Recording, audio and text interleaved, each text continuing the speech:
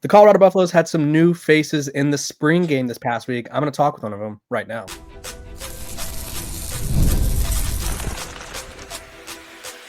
You are Locked On Buffs, your daily podcast on the Colorado Buffaloes, part of the Locked On Podcast Network, your team every day.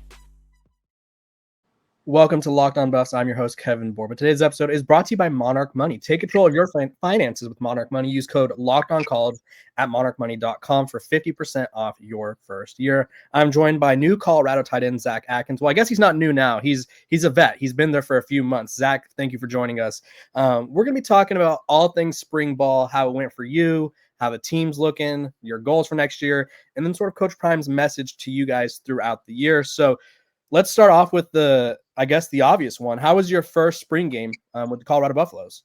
Yeah, man, it was a great spring. I had a little illness that kept me out for the first couple weeks of spring ball, but when I got in the flow of things, it was a productive spring. I thought I improved a lot, it was great, man. Just being out there, man, in that environment, and there was about 1/3 of the stadium full, man, and I still thought it was loud. It was loud to me. So man, I loved it. Yeah, and I think the crowds will obviously be jam-packed once the season rolls around because everyone loves them some Buffs. Okay. Over under, quick question here, playbook-wise for you guys, over under 7.5 different plays that you ran. I would say over, but we definitely didn't want to show too much because we knew Georgia Tech was going to be watching. Right. So yeah, we definitely didn't get too complicated with things. Okay, I was gonna say I counted like probably 8-ish different plays, not many, and I think a couple of them were just you guys changing the direction of the play. So realistically, obviously, like you said, you don't want to show too much, especially with Georgia Tech. It's not really on the horizon, but kind of on the horizon. They're your next goal. You had a really nice catch at the start of the game, went for 20 plus yards. I think it was 22, if I'm not mistaken, and sort of showcased what you want to bring to the table and why you were so highly touted in the portal. Talk to me about that play and talk to me about sort of the design and what you were seeing there. Mm-hmm. Yeah, so it was actually a choice route. If it was zone, I had the ability to sit. If it was man, I could work out. I decided to sit. Got the ball from K-Salt. Kind of dipped my shoulder, felt that outside presence from JB. He was coming down to make the tackle, kind of slipped in. And then out of the corner of my eye, I saw the space to the sideline. And, I've done this move a lot. I played receiver in high school. So it's just kind of natural to me. Took that 3 steps and then boom, stuck my foot on the ground, got to the sideline. So, and then finished it with a nice stiff arm. So, it was fun, man. I loved it.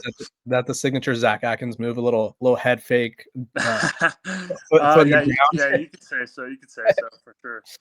I mean, it looked nice, and I think obviously the one thing that most fans wanted to see in this game was the quarterbacks. And so obviously I'm not going to have you be like, who's the starter? But that being said, could you talk about what they each bring to the table and what you've seen from them both this spring? You start with Caden, if you will, since you caught the pass from him. Yeah, obviously K-Salt is a vet. He's experienced. He uses his legs really well. And I think he just kind of has that leadership presence on the team. I think Juju has, just kind of that it factor, that live arm that everyone saw in the spring game. I think it's going to be really interesting to see. Yeah, I think they both played really well, and I'll do a little talking here about the quarterback situation so Zach doesn't get in any trouble. But I think in a spring game like that, it's hard to really tell who's going to be the guy because obviously the playbook's limited, so that kind of limits what Caden Salter does because he uses his legs a lot. And then for Julian, it's his first really college game-like experience. Obviously, they've been practicing for a couple months, but his first game-like experience. I thought they both did really well. I think they both have, I don't want to say underrated arms, but Zach, I don't think you're going to have to worry about your quarterbacks not getting you the ball. Those guys can huck it. Most definitely. Yeah, it looked like the ball was flying out of their hands. So in that case, let's talk about the offense and how it's changed. I know you weren't here in Boulder last year, but there's probably been some changes. So can you kind of walk us through the biggest change from going from Deion Sanders, Travis Hunter to the group you guys have now? Yeah, I mean, I I'd say, last year with the receivers that they had, they obviously were in 10 personnel a lot, slinging the ball. I think we're gonna establish the run this year, and that's something that we really worked on this spring, and I think that we improved a lot, and I think that up front, we're bringing in some more dudes that can get the job done. So. I think we improved as an offense a lot in that aspect. Yeah, you talked about the run game. Last time I talked to you, Marshall Faulk was not your running backs coach. Obviously, you're not a running back, but sort of talk to me about another gold jacket and what he brings to the table. Mm-hmm. Yeah, I got some guys in the running back room, and everyone loves him. He his attention to detail. Obviously, he knows what he's talking about. A little bit, probably. Yeah, yeah. He just brings that that extra little it factor to the room, and I think that a lot of running backs in the country would obviously love to play for him. So we'll see what happens in these next couple weeks. Yeah, I think they said somewhere throughout the broadcast that 7 of your 9 position coaches have played and or coached in the NFL, and it's like a third of them are Hall of Famers, which is pretty crazy, counting Coach Prime, that is. So definitely you guys are not short of talent on your coaching staff or on the roster. Another question I had for you about your game specifically, when you go to an offense compared to your previous school and you go to an offense like this one where it's trying to figure things out, how different are the two schemes from your first school to this school, and even the 2 playbooks with Julian and Caden? That's a good question. I'd say, there's only so many plays that you can run in football. So, it's all just it's all the same kind of stuff, just different wording, different designs a little bit. But yeah, nothing too crazy. For me, it was getting the signals down. That's the biggest jump. But yeah, once you get that down, it's it ain't too crazy. Gotcha. Okay, and so a lot of new guys with you this offseason. So first of all, you weren't like the only new face. So talk to me about what it's like getting to know so many new guys who are also new. I feel like that would probably make it easier to adjust if there's a lot of new faces as well, because everyone's trying to sort of find a group or whatever. Yeah, most definitely. I think that that football just brings dudes together, in a way that other sports don't. So I just think that with all the weights and all the time that we spent together in this last 4 months, I'm pretty close with everyone. So yeah, I mean, it really just brings dudes together. And then once we start playing, it'll be gelling for sure. Yeah, just guys being dudes. Just most dudes. definitely.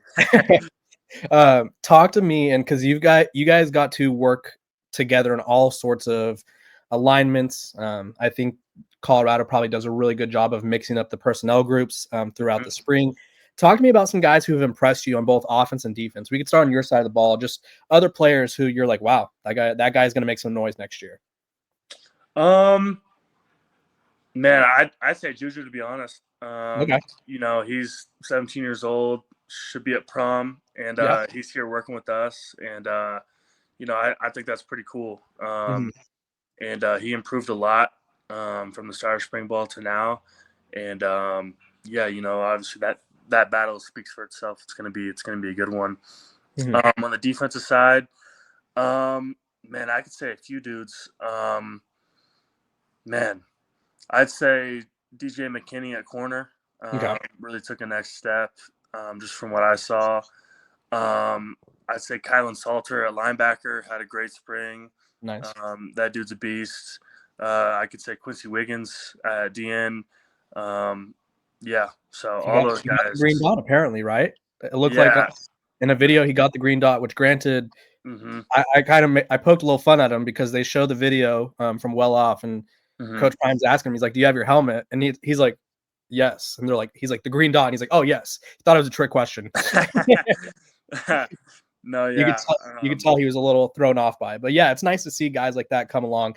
I have another name possibly. He stood out in the spring game, at least, Tawfiq Bayard. Most definitely.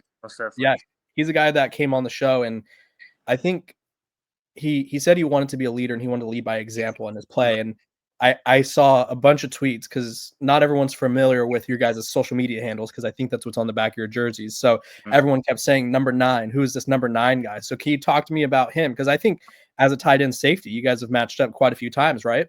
Yeah, no, most definitely. Yeah, he's definitely a name that stood out this spring. Yeah, he's just got that dog in him. Like Yeah. he just comes down and makes plays. Great in coverage. So I'm really excited for him for the fall.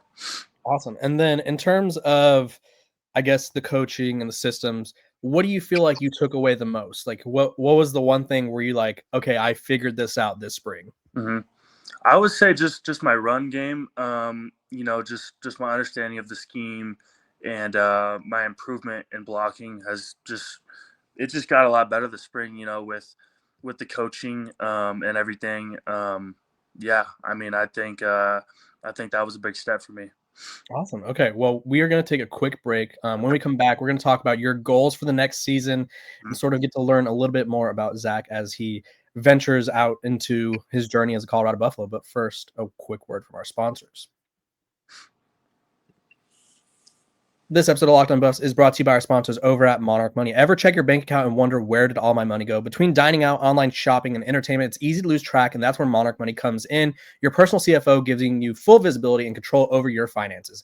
Monarch Money isn't just a budgeting app, it's a complete financial command center. You can track all of your accounts, investments, and spending in one place so you stop just managing your money and start building wealth. Surprising insights. They have them. When I started using it, I realized how much money I was spending on food delivery. You know, those days when you're feeling lazy and you just want to DoorDash?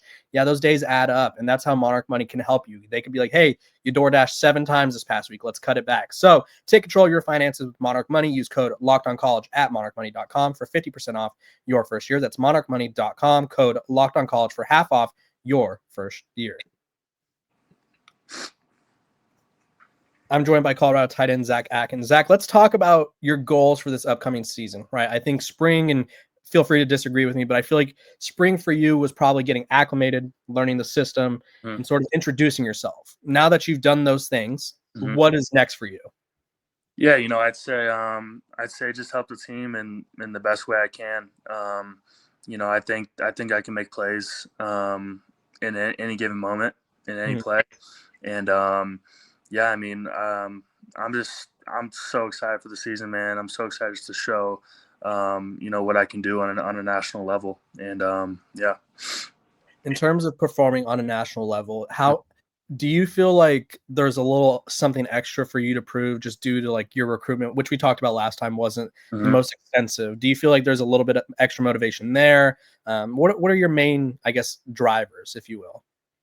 Yeah, most definitely. I have a chip on my shoulder. I'm a Division II guy. I had a scrap and claw to get here, and now that I'm here, man, I definitely don't take. I definitely don't.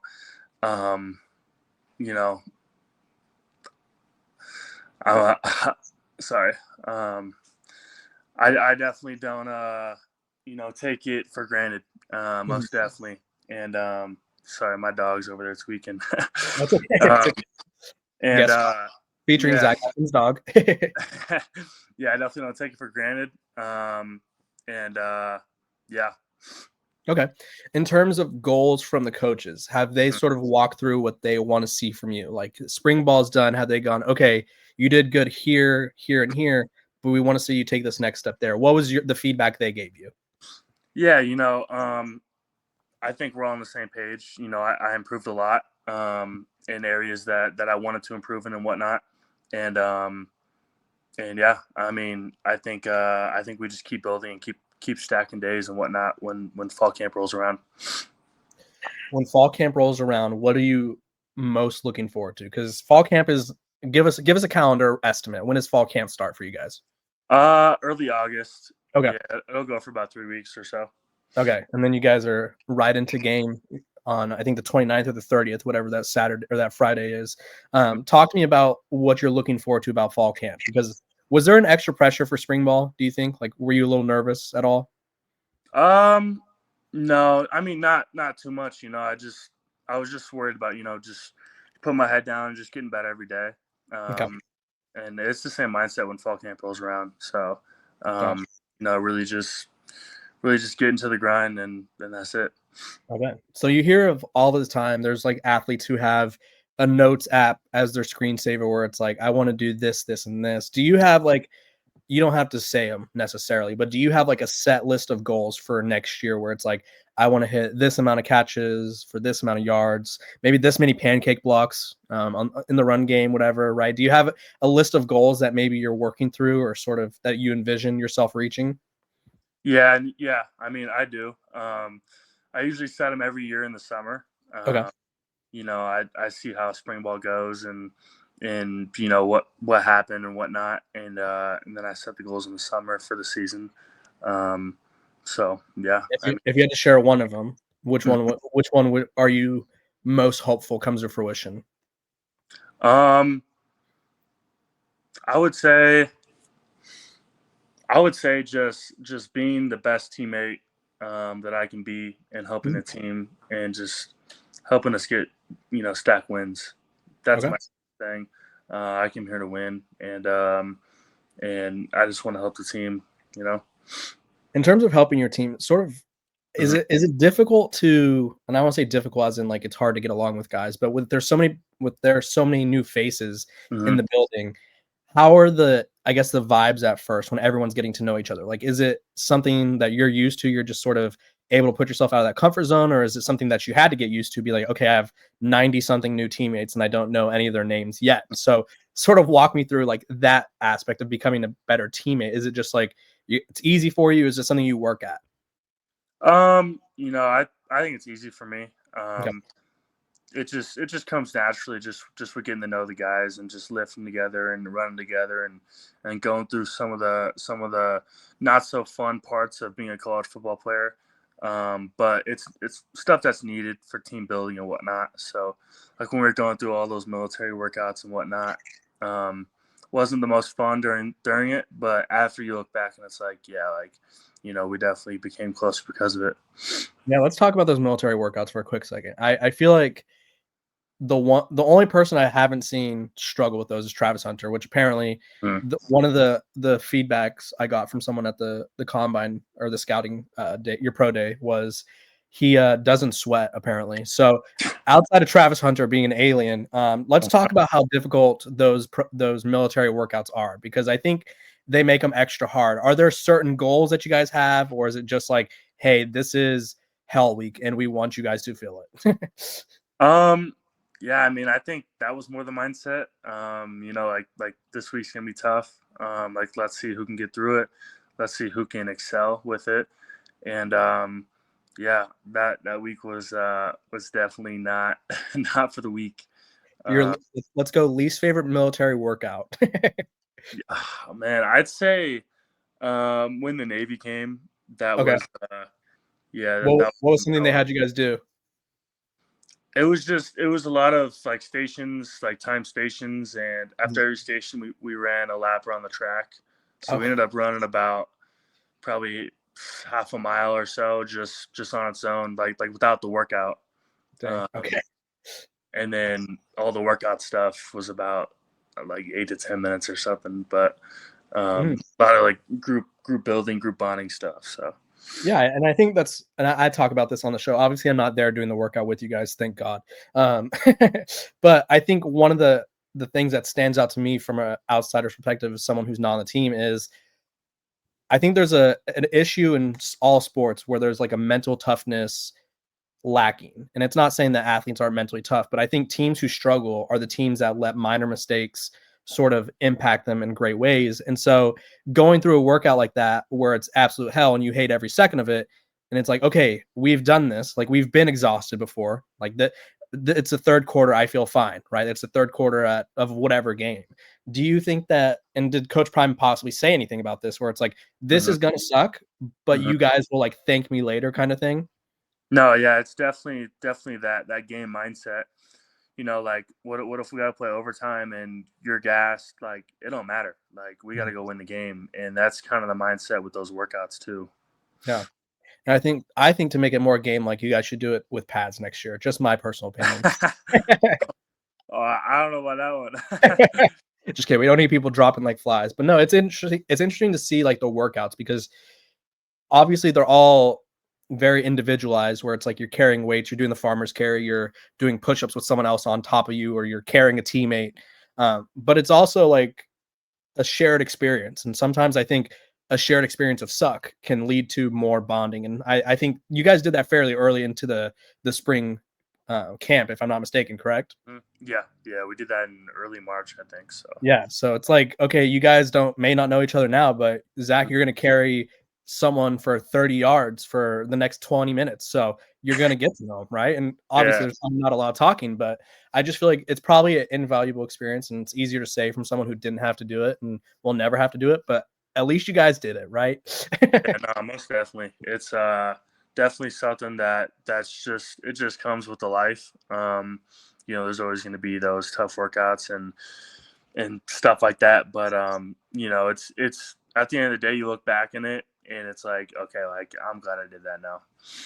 Are you going to take any of those workouts for your own and just be like, you know what, maybe I will bust out a 100-yard farmer's carry every now and then?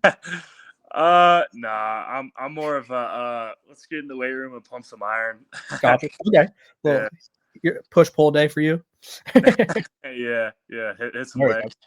There we go. Okay, cool. So we're going to take another quick break. When we come back, we're going to talk about Deion Sanders' message to the team throughout the spring and what Zach has learned throughout this entire process.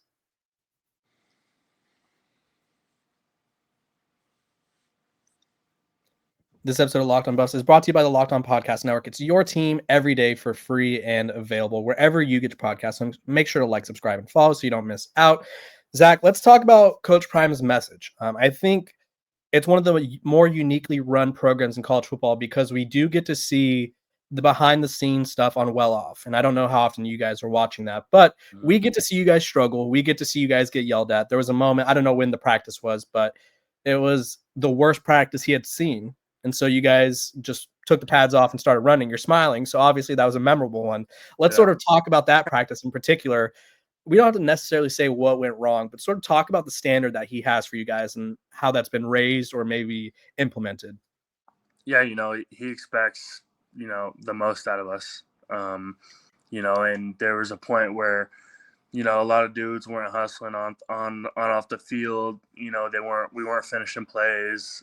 This is everyone, offense and defense. We looked sloppy, and he was just done with it. And, at the time I was like, why are we doing this? Like, why can't we practice? Like, we're here to play football. Like, let's play football. Like, why are we running? But, I understand like what he was trying to accomplish. And I think it worked because the next practice probably had the best practice of the year. There we go. So yeah. Sometimes you just need to hear the coach take your pads off and let's get on the sidelines over here. And I think that flips a switch for everyone, right? In terms of a consistent message that he gave you guys throughout the spring, I think there's been a lot of people questioning how good you guys could be because they see Shador's gone, Travis is gone. And I think Deion Sanders himself has talked about that a lot, where it's like, we are no longer that team, but we could be better. Can you sort of talk to me about that message and sort of his teachings, if you will? Yeah, I mean, there was obviously last year's team was really good. But, I think we got better in a lot of places that, last year's team didn't, really have. So I think that, we just keep building everywhere. We keep building over the summer. And I think I think we're going to set ourselves up to be in a really good position to go out and win every game in the fall. With a transfer portal opening, couple questions here. Mm-hmm. One, you guys know that Deion Sanders is like, he's the king of the transport. It's how he got you, right? It's how he gets the majority of his roster. Does he look at you guys as a team and go, we're bringing in more guys? Like if you're not ready for that, leave kind of thing? Or like, what's his message to you guys about the portal once you're there? I just say, in this day and age of college football, you can be replaced. There's always dudes, coming for your job. And he just kind of reminds us that, at the end of the day, it's a business and you got to perform. So, yeah, simple as that.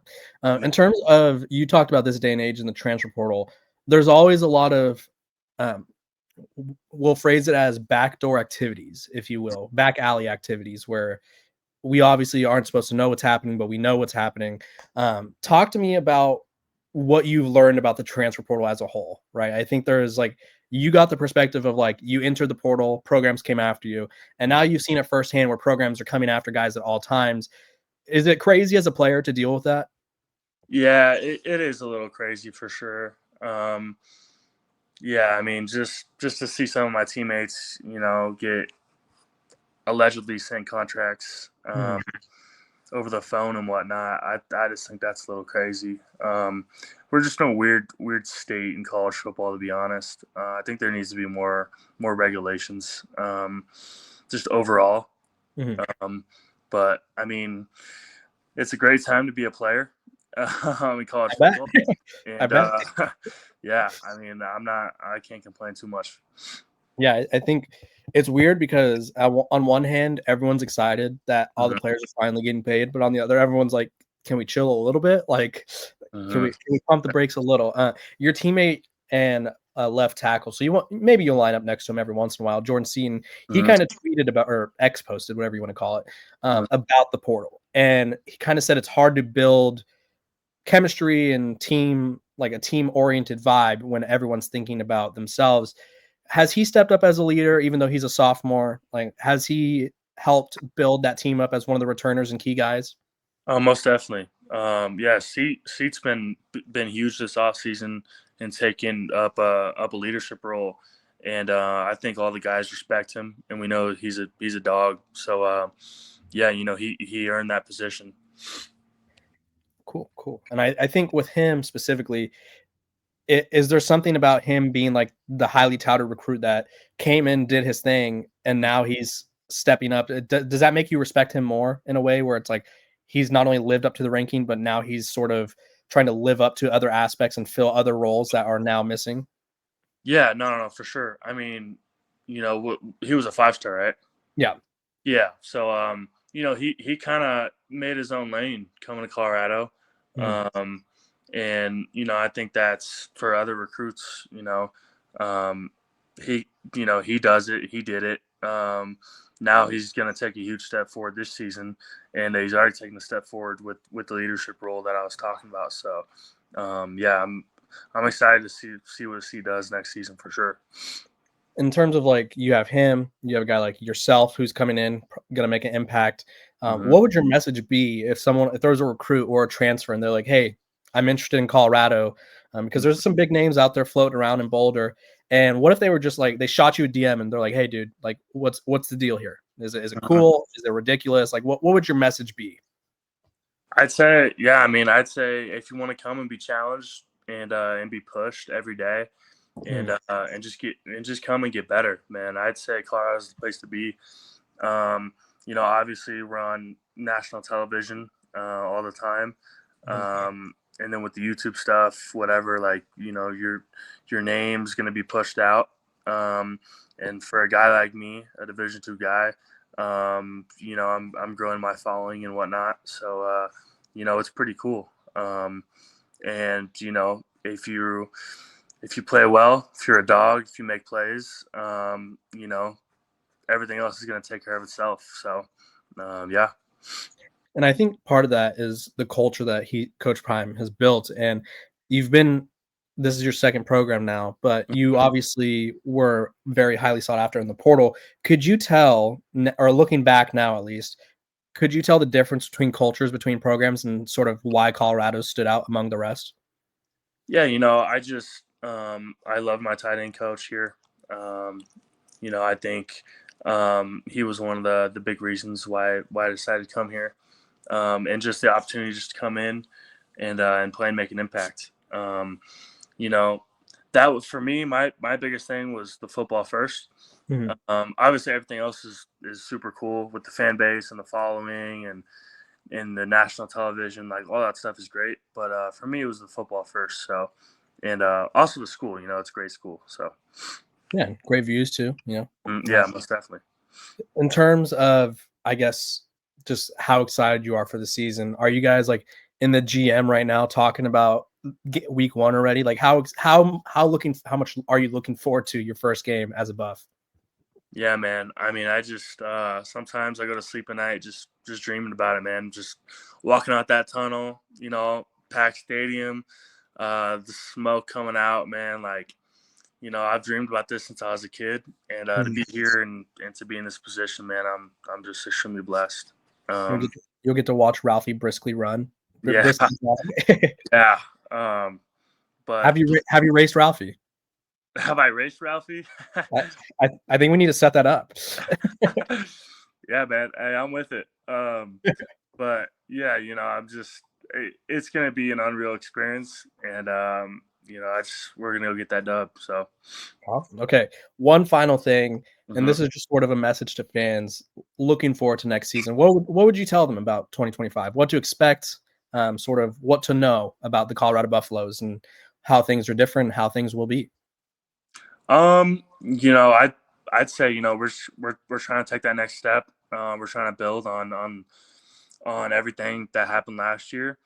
And, I think that to all the fans, we need y'all's support through the good, through the bad. It's not all going to be sunshine and rainbows. There's going to be some down parts of the season, like there always is on any team. And Mhm. just everyone stick together, man, and have faith. And, I think that we have the best fan base in college football.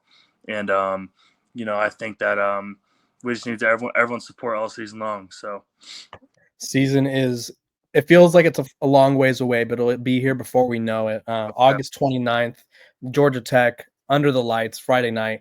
Zach, I appreciate you for joining the show. Tell the people where they could find you. Let's grow that following a little bit more. Oh yeah, most definitely. Twitter at Zach Atkins 24, Instagram at Zach Atkins _. Yeah, go follow. Yeah, go check him out. He's going to be one of the Colorado's key contributors next season on offense. He's going to look to provide an impact at tight end, which they haven't necessarily had in the past couple of years. I'm Kevin Borba, host of Locked On Buffs. I will see you guys tomorrow. I hope all of you have a great rest of your day.